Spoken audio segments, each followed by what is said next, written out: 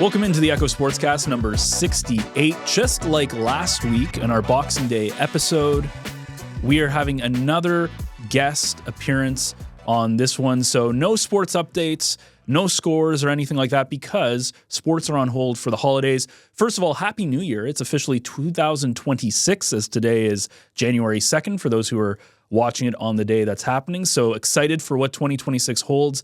A fantastic 2025 for us here at the Echo Sportscast, but also through sports. We saw a lot of really awesome sports moments, a lot of championships won in the spring. We're excited to see what championships will be held across both the NDA and post-secondary going into the spring as well, and a lot of really cool moments. And one of those really cool moments that happened last year was the Lakers lacrosse getting all the way to the championship game in the Piscataway Cup, unfortunately falling in a winter wonderland game against Guelph when it was no snow could be found up here. It was kind of cool. If you've never seen the short, I think TSN had it. It was a really, really cool short of watching these two teams try to play in the snow. It was really neat. The reason I bring up the Lakers is because we have a former Laker lacrosse alumni that is no stranger to the Piscataway Cup. In fact, he was there during their, you could say their heyday when they had a little bit of regression the last couple of years before having a fantastic 2025. But today we are pleased to bring onto the program Frank Longo, who is currently a police constable down in the Durham region. He graduated back in 2020, and he was part of the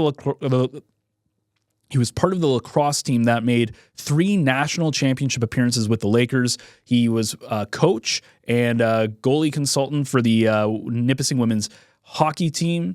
And he just is a really interesting guy, including scouting for an Alaska team.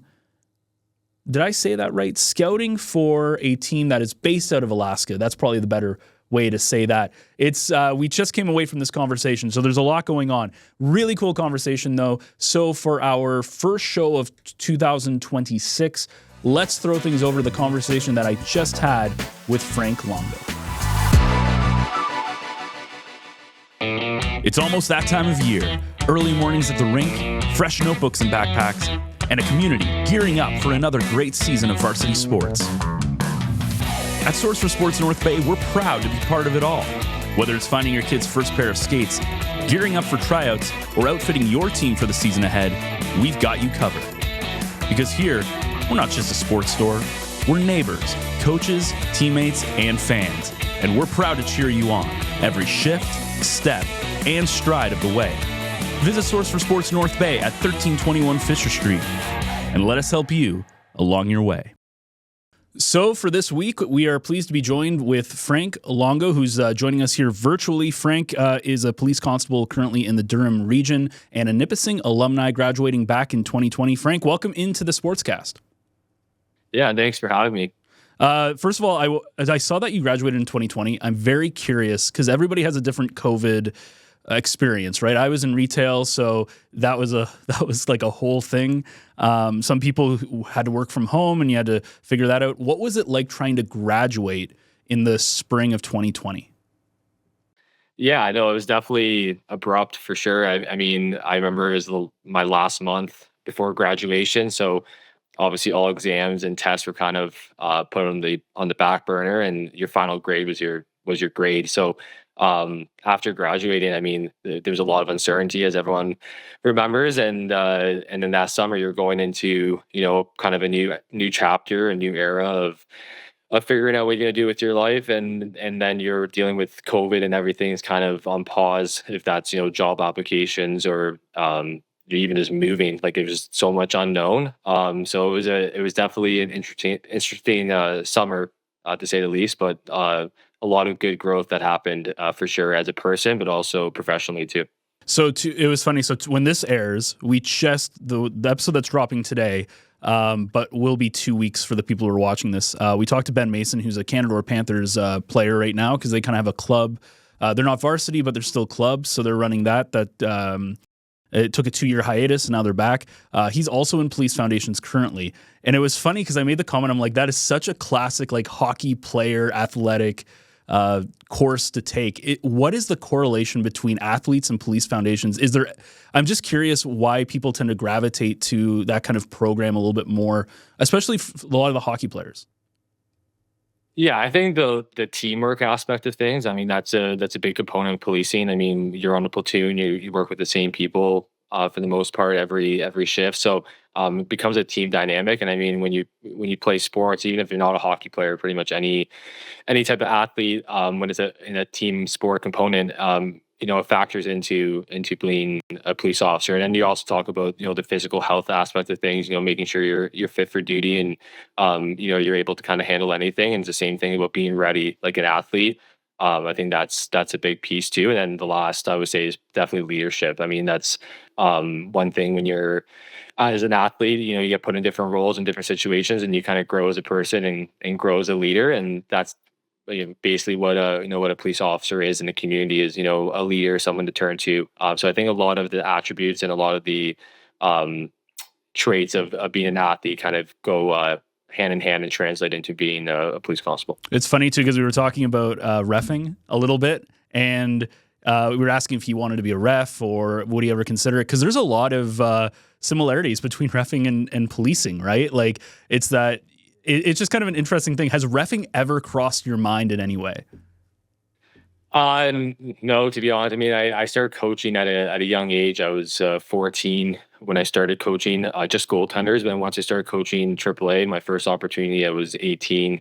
So kind of just, I was on that side of the bench, I guess you can say. So never really thought about it, but I definitely do work with police officers that are still roughing. Like that's kind of their side thing. That's their side gig. And yeah, they it's a lot of transferable skills. Obviously, you're enforcing rules of the game instead of obviously laws in our country. So yeah, it goes hand in hand, and how you interact with people, right? People will have different disagreements with your decision making and how you handle things, which again goes well with the policing aspect of things. Yeah, we've had the pleasure this year to cover some lacrosse. We've had a man you're familiar with, Jason Rudge. We've had him on the podcast a couple of times actually.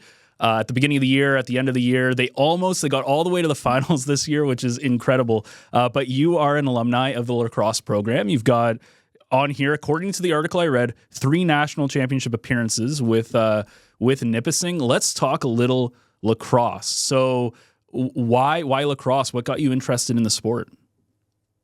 Yeah, I mean, that was my second sport to hockey. Obviously, hockey was my main thing, and then I had a bunch of teammates that played lacrosse, obviously. And then when I got into high school, that's when I started playing for my high school lacrosse team, and fell in love with it on the off season. It's I think it's again another great sport that works on hand-eye coordination, staying fit, all those different things, but takes you away from giving you a little bit of a break of playing hockey all year round. So that's kind of how that started. It was just the same teammates you're playing with on the hockey side of things, but then spending the summers with them as well in a new sport environment. And plus, I was a goalie, obviously in hockey, so it was an opportunity for me to do something outside of being inside of a crease and playing out. So I played defense in lacrosse, all different positions. If that's long pool, midfield, close D, defense midfield. I played all of it, especially for Nipissing as well. And then also played junior box lacrosse in Whitby and Huntsville. So yeah, and I mean lacrosse is an amazing sport. I wouldn't say it's my top sport. Obviously, I mean hockey is still that for me, but a lot of great memories. And I mean Nipissing provided some great moments in my sporting career, and I'm really happy to see how far they went this past season. I mean, just texting Rudgy and other guys in the coaching staff that I played with. Andrew Wood, for example, was my goalie for years. I was roommates with him, and he's an assistant coach on the team too. So just to see the progress and how they've kind of bounced back. I know when I graduated, they had a couple tough seasons afterwards, and now they're back to they're just in a different world now. They're going to the national championship and being one game away. That's what I wanted moving forward for the program. Did you see the short of them playing in the snow in that final game? Yeah. I mean, it brings back some memories. Have you played in the snow? Happened to us.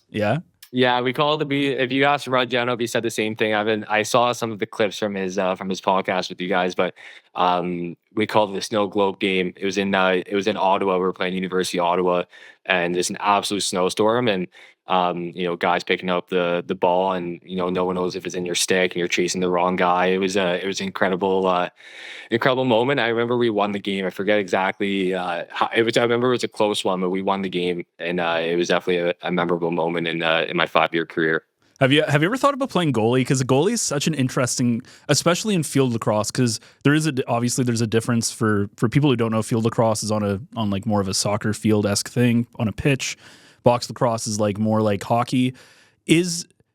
With box lacrosse, it's like if you watch the Toronto Rock or the National Lacrosse League, it's very fat, like super fast, and they have the big pads and they kind of look like oversized hockey goalies. And then in field lacrosse, they have like nothing on basically.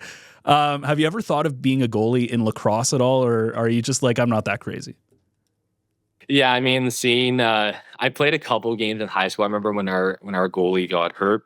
I mean, because I was a hockey goalie, they thought it was easy to throw me in net. And I remember this is field lacrosse I'm talking about. And yeah, it definitely was. I was like, this is not the same as obviously hockey. I mean, the lack of equipment is just a different breed. But then seeing Andrew Wood, who again was my roommate, and seeing the bruises and what that guy had to go through on a daily basis. I mean, I have so much respect for lacrosse goalies and what they do. And I mean, even Connor O'Toole, the goalie for Nipissing this past year. I mean, I was so impressed with how he played and in the national championship and also in the playoff run. So I mean. It's definitely a tough position, and a lot of kudos to those guys because definitely not something I would do on the lacrosse side of things. What did you find the most different? I would say, is it the movement because you're not on skates now? It's much different not being on skates than trying to run around. Is it mostly movement? Is it the lack of being able to like butterfly and kind of be flexible? Like what did you find the hardest thing? I think it's the lack of using your hands. I know when I was, goalie, a lot of tracking obviously is, you have your block and your glove, and a lot of like your movements is, the balance and everything comes from, your hands and the same with the tracking piece of things. And I think with lacrosse, obviously, your hands are tied to a stick. So it's a lot more of like moving, an object side to side to make saves, especially up high, instead of just trusting your hand-eye coordination. So I found the restriction of that a lot more difficult than on the hockey side of things. That's interesting. Yeah, because it is a completely different thing. When you were with Nipissing, so first of all, they started playing on the Nipissing field, this brand new facility that I think opened after you left, right? I know. I played on that field for 2 seasons. Was it 2019 or 2018 that it opened? I thought it was 20. Yeah, so I was actually I played three seasons. Yeah, my third year, my 4th year, and my 5th year. We're all up on the new turf. So what did they have before? Was there a field there originally that? Yeah, we were one of the last. I remember at the time we were one of the last universities for varsity athletics that had a grass field. And it was the same location, same area. It was a complete grass field. And obviously when it got muddy and stuff like that, it's like teams are coming up here from, top universities like McGill and University of Toronto and stuff. And they're like, what are we playing on type of thing? Cause it's like, you're playing on, a mud pile. And, my first 2 years though, we only played homecoming, up at the field. For the first years of my career at Nipissing Lacrosse, we played, at Veterans Field. Oh yeah. Okay, So it was off campus. Same thing though. We would practice up at the school, but Veterans Field would be where we would play our games. But again, it would be like if it rained or snowed a little bit, especially once it got late in the season. It was a mud pile for sure. So it was nice to get the turf and feel like you're playing somewhere respectful, and then the program kind of took off from there actually. So it's crazy how when you invest into a program and invest into athletics, how it can translate into the athletes buying in a little more and then coming to a common goal of trying to get to a national championship, which we were able to do my last 3 years that I played. Yeah, because that was one of the things that we talked with Jason about. Was this year kind of cemented, I think, for the school that you really have a lacrosse program. Because even when you're talking about the fact that you had to play it at Veterans, right, which they put you off campus, you guys are doing well, but they're putting you off campus. Now it feels like there's a little bit more buy-in, right? Like they're not putting maybe the soccer teams above the lacrosse team. I know some of the practices still happen at 8, but that's also because Jason has to go from like Huntsville, which is wild. but it does feel like it's becoming a little bit more of a legitimate program in the eyes of not just the league, but also I think for a lot of people at Nipissing as well. Yeah, I think I remember like going back to veterans. I mean, one joke we always used to make is again, it's hard to get fans out there and like the student body. It was we said it was parents and pups. That's usually the people that were at the games, the people's parents driving up with their dogs, and that's pretty much all you had in the crowd. And then obviously once we got up to the field and we had the turf field and the renovations and all that, and then guys, like I said, bought in, we started getting success. Then you start having, the student body come out, and then you have this fan base that kind of follows the team year by year. And guys that are friends with players in the team. And, there's even student body that, they come from a location where lacrosse is a little more prominent and, they want to watch some lacrosse again, or there's so many different variables on why people would come out to games. But we had a really good fan base. And I know that contributes a lot to the success of when we started winning, those seasons there. But yeah, I mean, it's great to see that the school is respecting the program. That was a goal of mine and a lot of the other veteran guys that kind of helped build the program. And we just wanted to see the school respect lacrosse, and let alone the team. And Jason Rudge was a big piece of that. I mean, once he came in to the program, there was a lot more structure. There was a lacrosse mind there that saw a vision, and it was easy to buy into what he was selling. And the thing is now you're seeing a team that when he came in, we only made the playoffs once in program history, and now they were 4 quarters away from from winning a national championship. So, I mean, there's a lot of things there that it's great to see. But I think also, like for example, even at the field, I was up there not too long ago, and in the summer, and to see that they have the banners in front of the field now, and it's like soccer and lacrosse. Like when I first started, it was just soccer, and lacrosse wasn't even a forefront in the mind of athletics. So again, it's great to see the development over the last decade. Yeah, so you're originally from the Durham region, so you went back there to work. What brought you up to Nipissing? What brought you up to North Bay? Was it the lacrosse program, or was that just kind of happenstance and you already picked the university?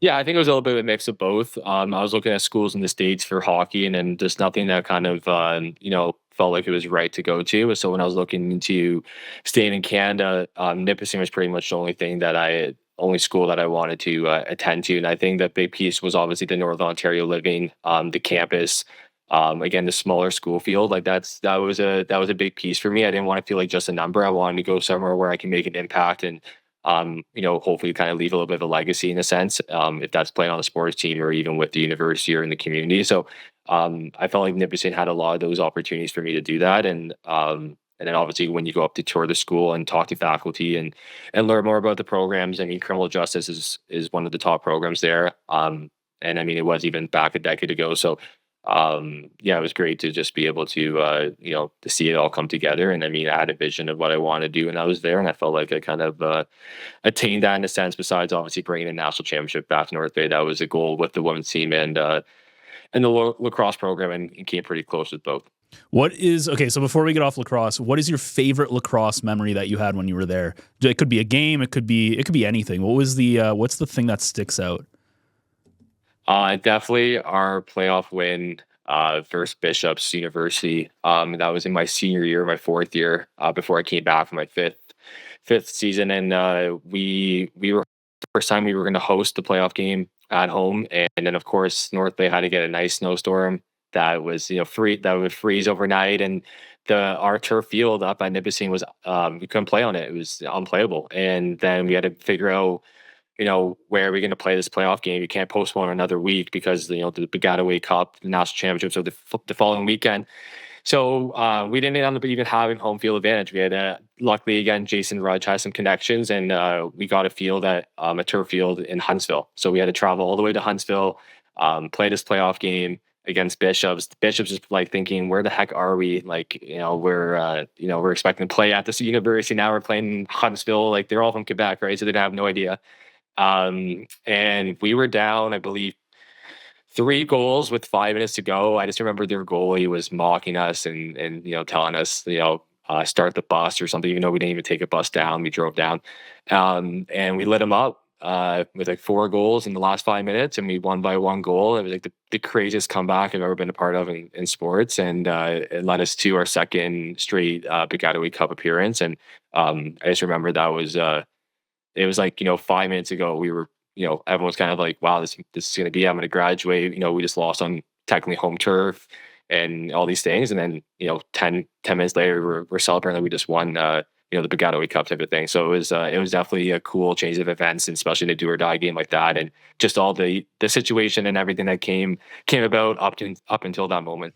Yeah, and it was a nice little trip for Jason because he just had to go out his back door, and it's right there. Exactly. He's like, finally, I don't have to drive an hour and 20 minutes to go anywhere. Yeah, and a good win for him too. So yeah, it's yeah.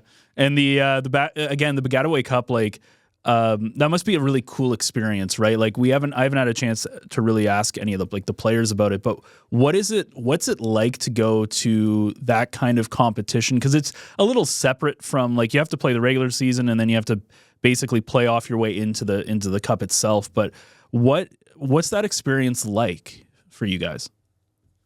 Yeah, I mean, I think the one I remember, all 3 of them have their own, memorable moments and, the experience of it all. But I think that, going to our first one at University of Toronto, I think was huge for us. To finally get there, that was a big goal of ours.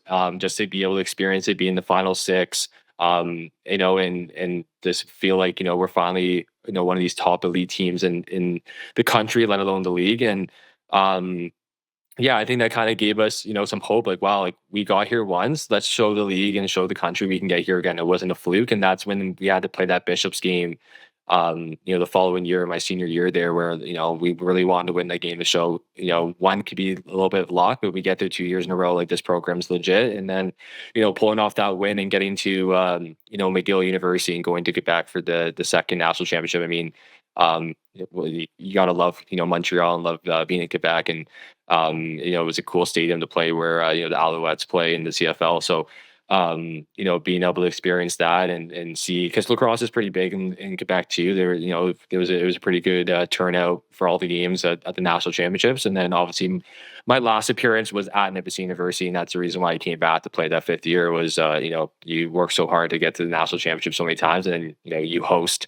You can't pass up that opportunity. And I know now they do it in a central location. Schools don't host anymore, but to be able to play in the national championship on your home turf, even though we lost to Guelph in the quarterfinals, I mean, that's up there for one of my favorite games for sure. Just to be able to experience that and see how far the program's come.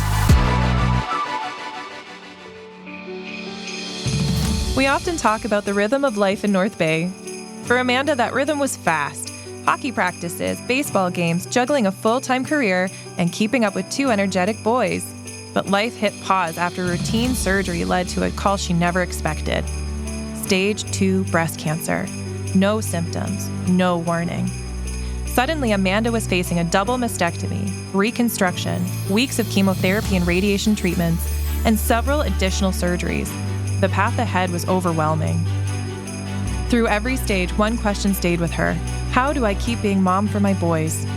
Amanda's care team at the North Bay Regional Health Center made all the difference. They understood how deeply she wanted to hold on to familiar routines, cheering from the stands, being there at bedtime, staying present in the moments that gave her strength.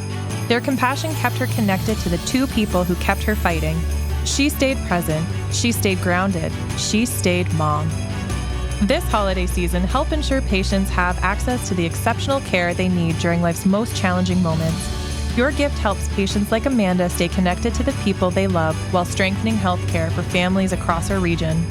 Visit nbrhcfoundation.ca or call 705-495-8125 to give. Let's talk hockey a little bit. We've talked it briefly, but you did go back to Nipissing.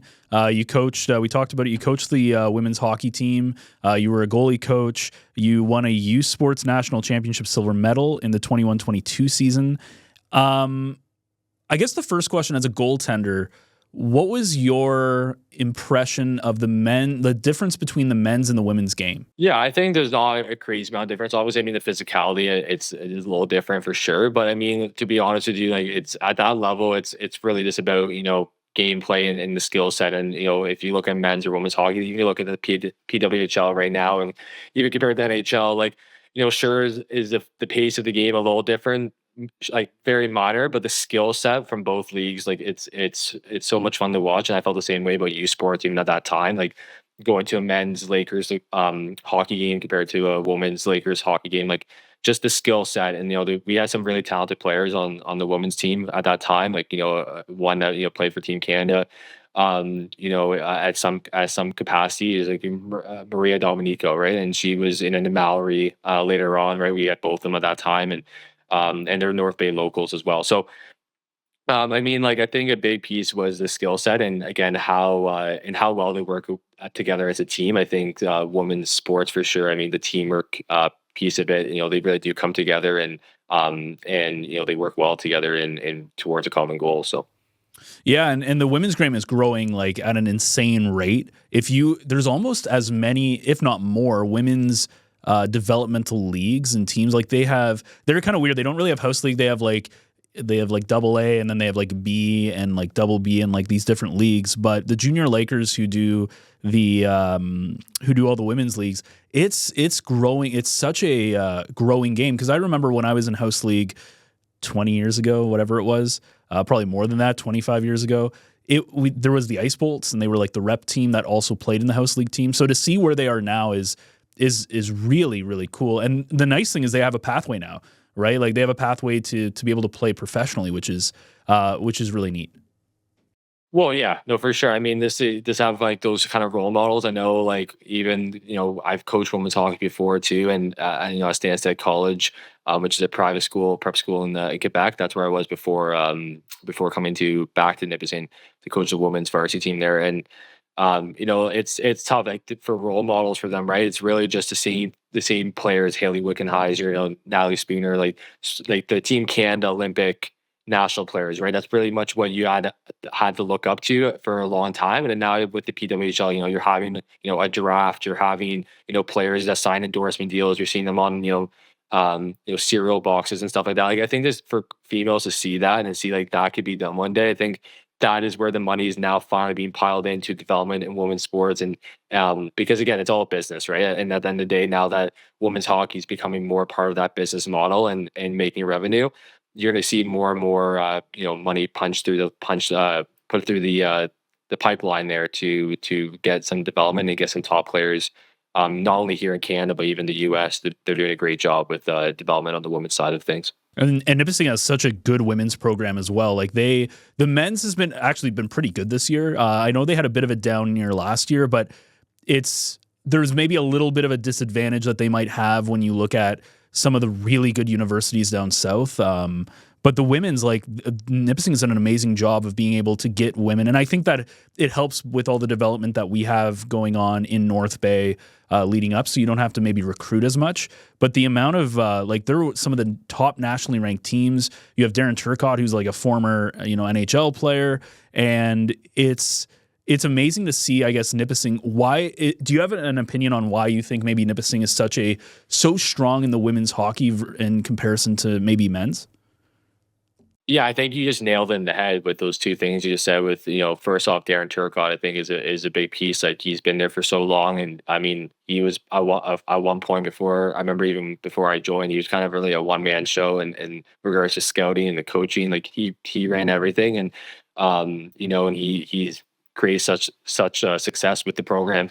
I think having him as a coach is a big selling point, especially when I was even kind of like the head scout for the program, if you will, and obviously talking about Darren, I think that was a big piece for a lot of people with the recruitment process. And then I would say the pipeline in North Bay, like the Lady Lakers and the Bolts and all those things, right? Those programs are so rich in development in the players. And again, it's nice that those girls looked up to the women varsity players at Nipissing growing up. Like again, there was in the PWHL, so it was like you young girls that would play in North Bay would look up to the Lady Lakers varsity team, and then want to be them one day. And then when they got to that age, is like even though they had offers to go elsewhere, their goal one day was to wear that uniform and wear that jersey, and then that's what you see the kind of like the Dominicos and other individuals that have come up that are North Bay products that end up playing for the hometown university. And I think that is that's part of also that small town living in northern living, right? It's tough to leave that place once you get to experience it. So yeah, I think that's those are the two biggest sellers for sure. And it's so smart from, I think, a recruitment standpoint for the universities in general, because if you kind of attach your name, as you said, like you attach your name to, like, if you're a junior Laker, you want to become a full-time a real Laker, when you're in university. The Panthers do the same thing with baseball, though they don't really have a baseball team, but they have like all the youth teams that are like the Panthers branded. They just had a agreement where they're doing some work with like the NDA, like the high schools in development and stuff. So I think there's a real advantage as a university or college to try to get your fingerprints in for the people who are coming up the ranks, so that they choose you and stay home and they save some money and they help you, versus moving down to some of these big, University of Toronto areas or all these like big universities down south. Well, yeah, for sure. And I mean, Canada volleyball and Canada basketball. I mean, I another fun fact too is I actually played varsity volleyball for Canada in my senior year, because that's part of the program there of with criminal justice. You can do the police foundations. So it's 3 years at Nipissing for the criminal justice program, and the 4th year is at Canada for police foundation. So you're eligible to play at varsity sport Canada. So I never played volleyball before in my life. I tried out and walked on, and we had a good year. We went 14-4 that year. But Mark Hopper is another perfect example. The head coach there. He was a high school teacher, North Bay local.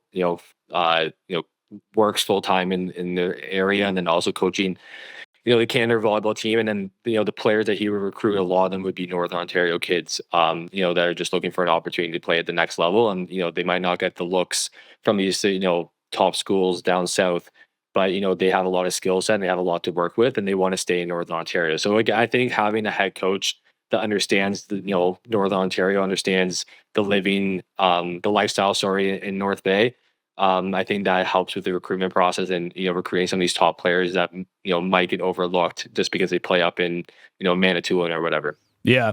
Now you're also a scout. That's another thing. You've done some scouting for. I got the Kenai River. Is that how you say it? Brown Bears? Kenai River. Yeah. Where is that? Is that down south? No, it's in Alaska. Oh man, okay, that's a whole. Yeah. All right, let's go down this path a little bit. What in the heck brought you to Alaska? Like, did you go to Alaska?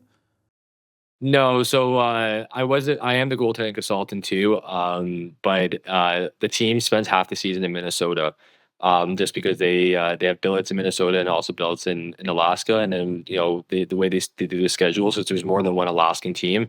The Midwest, right, to be in Minnesota, it's just easier to travel between other teams in the division, so I'll just spend time in Minnesota, practice there, and just go for road trips, and then after 2 weeks, I'll go back to Alaska, spend a couple of weeks there. So that obviously makes it easier for travel for me on the goaltending side of things. Before now, I'm kind of more of a director of goaltending in a sense. We hired a goaltending coach who's there now more full time, but I'm kind of overlooking the scouting side of things and the operations on the day-to-day side of things. So. Yeah, I mean, the way that came about is when I was working at Stansted College at the prep school. Obviously, a lot of these players are getting scouted by the NHL, and then obviously looking to go to the next level in the North American Hockey League, which has guys get drafted to the NHL out of the league. On the U.S. side of things, just talking to a bunch of different GMs and coaches about the players that I had. Stan said, you just build relationships, build connections, and then. In 2023, I got an opportunity to come on as a Canadian scout, and then just by doing the work and meeting people in the organization and doing stuff, it led to becoming a goaltending consultant as well as a Canadian scout. That's sweet. And apparently your dream, the dream of I guess whenever this article came out in like 2021 or 2022, you want to become an NHL scout, which is kind of a cool thing. What is the path to try to get there? Yeah, I think just doing kind of what I'm doing now. I mean, just just still trying to progress. I mean, the league that I'm in now and what I'm scouting at this point it would be the same as the same type of players I'd be scouting in the OHL, just on the American side. Like, I mean, looking at U16 U18 AAA, the Ontario Junior Hockey League, the North Ontario Junior Hockey League, the BCHL. Those are all leagues I scout for because we get usually older guys that come over to the North American Hockey League before they go off to NCAA. So we'll usually get some guys who are 19, 20 from the BCHL to come over to our league to just get some more exposure to the NHL and the American side of things, including NCAA schools, obviously. So yeah, I just continuously doing what I'm doing now. I was fortunate enough this past summer to be invited as a guest goaltending coach with the Toronto Maple Leafs at development camp. So so it was a great experience being in Toronto for about 5-6 days, and they're a top notch organization, and to be on the ice with the goaltending department. And learn and hear and meet some people in the organization there. I mean, just those little things, right? Just getting invited to development camps and meeting people, within the NHL organizations and being inside those walls, and getting opportunities to do projects and presentations, and as well as again, like the networking piece of things. It's just a matter of the right door opening at the right time, and someone thinking of you to fill that void. So let's go into the mind of a scout for a second here. So do you have to go to like specific games? Do they give you schedules to go to? Do you get to choose? And then once you're at the game, what are you looking for usually when I know you're watching guys, play, but what are the specific things you kind of go in to that game looking for? Yeah, I think a big thing is, again, it's nice to be able, like, for me with Kenai River, because I'm the only Canadian scout. A lot of the scheduling that I do is on my own, and to be cost efficient. And this is a great thing about being in basically 2026 at this point, is that we have so many online platforms, right? You can scout pretty much anywhere around the world just through these video softwares, that we have access to, that are expensive, but again, organizations pay for it, so their scouts can basically watch anyone around the world. So a lot of it is off your laptop, a lot of it is remote these days. But obviously, once you start kind of gathering your list over the first couple months, you want to go watch these guys live. And the reason why you would watch guys live is a lot of things you can't see in the stream. So obviously their body language on the bench, how they're communicating with their coaches, their teammates. If you're looking at a goaltender, how is he reacting after a bad goal? Because sometimes on live streams, right, they'll show a goal against, and then it automatically goes to the huddle in the corner or whatever, and you can't actually see how the goalie is responding, because a lot of being an athlete at the next level is being able to handle pressure, being able to handle setbacks, and you want to see how athletes handle those situations. See when they're faced with an opportunity to be resilient, how they're going to respond, and facing adversity type of thing. So I think a big piece, that's why you want to go into the rinks, is to be able to see those side of things. And then I think as well, there's going to be other scouts there, and this is a part of the networking piece of being a scout, is some other guy on another organization might be looking at the same player, looking at another guy, and might have some insights on a game that you couldn't attend live. When he let this goal in, he got pulled and he snapped the stick, or his attitude was horrible, he screamed at the coach. But in this game, he's not doing that. It's like, hey, it's good just to have little background knowledge, just because again, you can't be everywhere at once. But then it's also an opportunity to learn more about the individual, and you might be able to meet up with a player after game, depending on rules and eligibility and stuff like that, and be able to have a conversation with themselves or their agent or advisor if they're there present, and just kind of learning more about them and what makes them tick, what motivates them, what are their goals, and and it's kind of like, just learning more about their family life and what their mindset is. The mental side of the game, and because you have to remember too, if you're watching U18 or even junior or whatever, these guys are like 18, 19, 17, and they're just kids, and they're expected to basically be like machines almost. Because I've seen people do like boneheaded things emotionally, because they get caught up in the emotions, and now they're like, they start fighting with other people, or they snap sticks. It is tough. It is very tough, and you have to kind of remember that these are kids, who are playing the game. No, for sure. And I mean, that's why preparation is so crucial.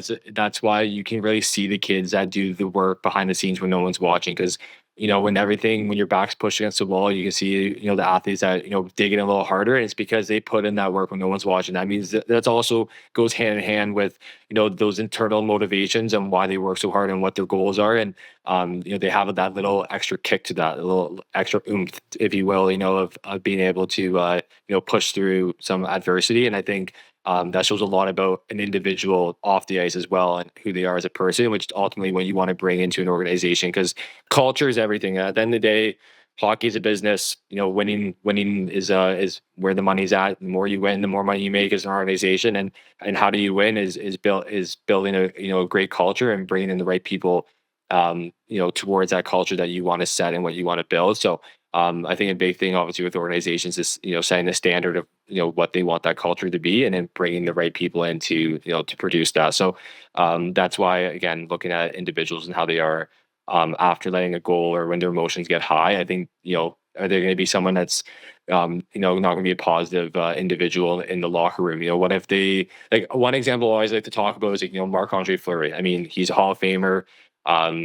He's won everything pretty much. But there's been times in his career where he was the backup, and he didn't play in the playoffs, and he was such a great teammate, and he was there, for Matt Murray, and he was there for his teammates, and then they won more cups, and then that is also attached to his legacy because he's been the star, he's been the backup, but everyone's going to remember him as a Hall of Fame goaltender. And look how when I don't know if you watch his last season last year, and how many teams game standing ovations and handshakes, and he was so loved by the league, and it's because of how great of a teammate he was. And that's how he's going to be remembered, even though he has all the accolades of, the statistical and areas of the game and all that, like he, with wins and goals against average and all that stuff. So I think being a great teammate and, producing to that culture, creates winning, which again, brings in the money for a business model, which is that next level.